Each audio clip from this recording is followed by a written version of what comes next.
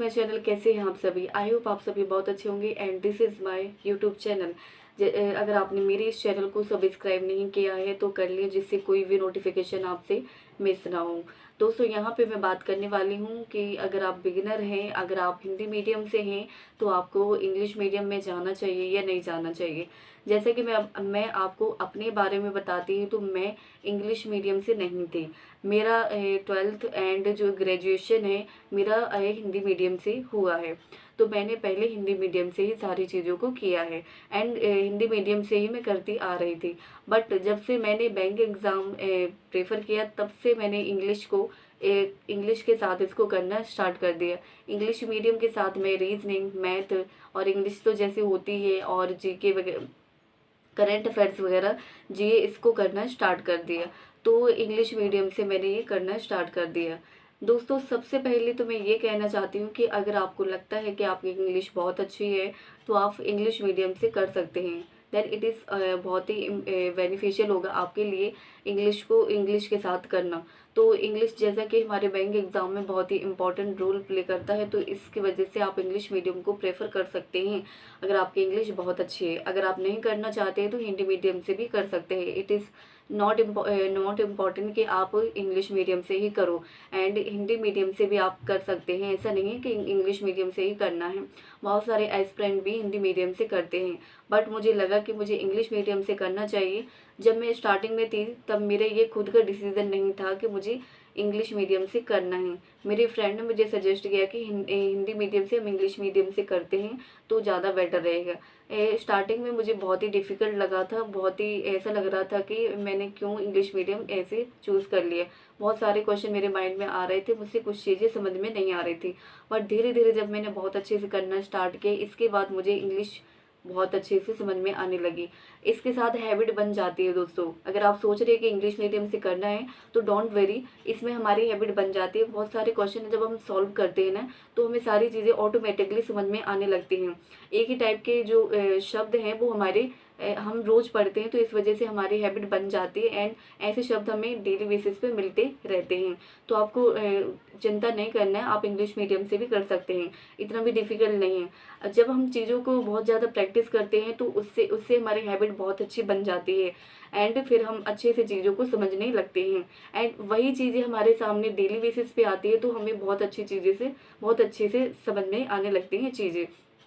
तो don't worry, आप Hindi medium से इंग्लिश मीडियम में कर सकते हैं। बट आप ज़्यादा वीक हो, आपको लग रहा है कि आप नहीं कर पाओगे, देन आप ले सकते हो हिंदी मीडियम से आप ना रेगुलर कर सकते हो। तो फिर ऐसे में आपको कहना चाहती हूँ, आपके अकॉर्डिंग है ये, आपको हिंदी मीडियम से करना है या इंग्लिश मीडियम से, ये आपके ऊपर है। मैंने तो अपना बता दिया, मुझे पहले तो समझ में नहीं आ रहा था कि मैंने इंग्लिश मीडियम क्यों ले लिया, बट इसके बाद फिर मैंने बहुत अच्छे से करना स्टार्ट किया चीज़ों को। इसके बाद मुझे इंग्लिश को थोड़ा अच्छा लगा एंड आज मैं क्या फ़ील करती हूँ, आज मैं ये फ़ील करती हूँ कि मैंने इंग्लिश मीडियम को लेके बहुत अच्छा किया। रियली, आप भी अगर ये सोच रहे हो कि हिंदी मीडियम लो या इंग्लिश मीडियम, तो मैं यही सजेस्ट करूँगी कि आप इंग्लिश मीडियम से ही करें। पहले चीज़ें बहुत डिफ़िकल्ट लगेंगी, बट बाद में सारी चीज़ें बहुत अच्छे से समझ में आने लगेंगी एंड आपके लिए बहुत ही बेनिफिट होगा अगर आप इंग्लिश मीडियम से करते हैं। बहुत सारी चीज़ें इंग्लिश मीडियम में करने से हमें बहुत सारी चीज़ों को समझ में भी आने लगेंगी। तो आप इंग्लिश मीडियम से करें, मैं आपको यही सजेस्ट करूँगी। क्योंकि अभी अभी तो मैं यही कहना चाहती हूँ कि मैंने इंग्लिश मीडियम लिया है तो मुझे बहुत ये लग रहा है, मतलब मुझे अफ़सोस नहीं हो रहा है कि मैंने हिंदी मीडियम से क्यों नहीं किया।